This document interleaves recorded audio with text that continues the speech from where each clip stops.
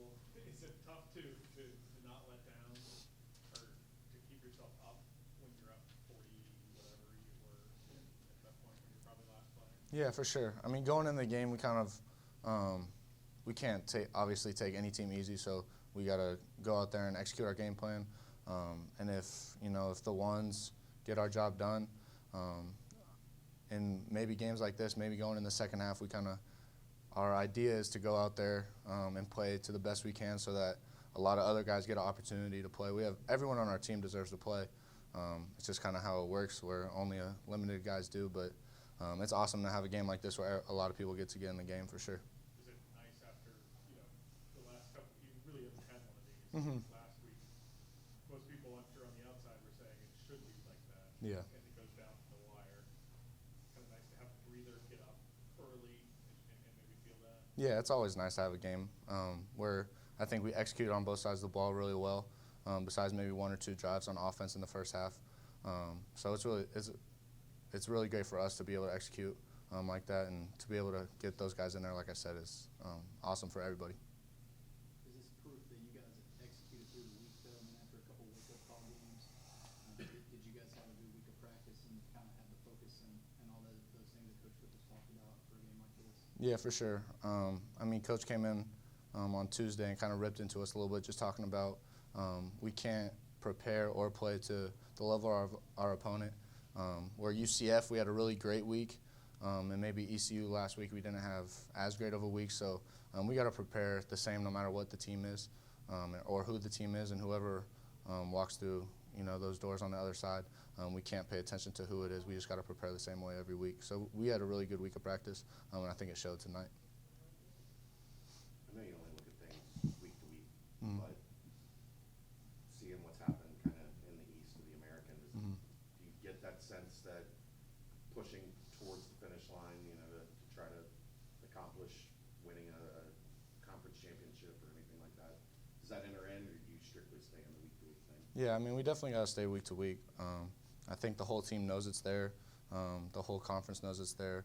Like, it's not something that is super, like, don't talk about it. But we know it's there. And, I mean, at the end of the day, if we execute week to week, then things are going to play out like they play out. So we just got to take it week to week no matter what happens at the end of the year. Is there something you take from that ECU trip that where you guys are now that makes you understand what it is to be a good road team? Yeah. Yeah, I mean, anywhere you play on the road. I mean, that was a great environment last week at East Carolina. I think I talked to you a little bit earlier in the week. I think it really brought us together as a team. Obviously, it didn't go the way we wanted. The end result wasn't what we wanted, but obviously throughout the game, we didn't want to be in that situation. But personally, I think it really brought us together as a team, and we're able to build on that each week and just continue to build off that momentum. So. Desmond, how important was it just to kind of come out with a good start after last week and kind of not playing up to what you guys wanted to do? I mean, that's huge for us every week. It's coming out to a fast start. Coach always talks about start fast and finish fast. So it was really good for us to come out here, jump on them quick, get up on them 14-0 real quick, and then just keep it rolling.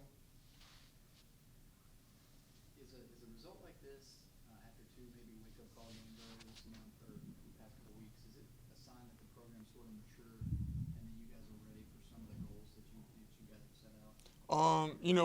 We played great teams throughout the whole year, and just having a lull and then being able to come back just like we did last week, and then come out this week and put up the points that we did. It really shows a lot of maturity within the team, within the coaching staff, that we're able to bounce back no matter what happens last week or even in the game, and come back and finish.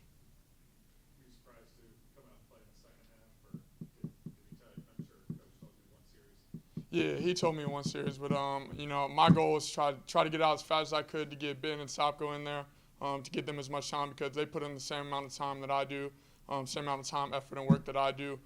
So for them to get in there and to see them succeed, that makes me smile. So that was my goal tonight, was try to get them in there early. How much has Josiah changed or progressed since the time you've been here with him? I mean, he's progressed just tremendously. I mean, you can't put much more muscle on him because he's just a brick. But, just with his route running, blocking, and everything, and just overall learning the offense. He's done a tremendous job with it, and he takes good leadership of the offense, and I think, he's a big part of our offense. You look, now that this game's over, you look ahead to next week, not only playing at USF, but also the conference on the line. Do you see that is that something you start concentrating on now, that this is that huge goal that you guys can win this division? No, we said that from the beginning that we want to win the East and then win the AAC. But during the season, we just take it one game at a time. That's something that you might look at preseason where, okay, you say, hey, we want to do this and this and this. But when it comes down to it, you got to take it one game at a time. You can't overlook any opponent because you've overlooked an opponent. Something might happen like last week where, they jump on you and get on top of you. So, you just got to take it one game at a time and prepare each week like it's a brand new week. Did you learn anything from that last week? Is there something that sticks with you that you guys didn't do last week? I wouldn't say it's something that sticks with me that we didn't do, but as far as, the team as a whole shows who wants to fight, who wants it more. You could see who really wanted it right there at the end of the game, and, who kind of might have had their heads down or something when things weren't going their way. So it really shows who was mature and who wanted to fight. This week, did you do anything different in practice, like take it upon yourself to win a different practice after last week's game? We stayed after, worked after, through different routes and everything just to get better connections between me and the wide receivers. But other than that, not much more. We're just gonna come in the same thing we do. Every week and just come out and compete. You found Moj a couple more times over the past 2 weeks. Moj. Ask a question. Is that comfort level with him now that, he's been back for a couple weeks with his injury from camp or whatever? Is that comfort level rising and you're feeling like he's a guy you can go to? Yeah, he's a guy that, some people might not pick up corner blitzes or not, but he's able to spot it out really easy and holler. That's why you might see me throw a lazy fade to him or something. But as far as our connection's been good throughout, all last year and then through the spring and then through the summer and fall camp. And then for him to get injured, it was a big loss for our team.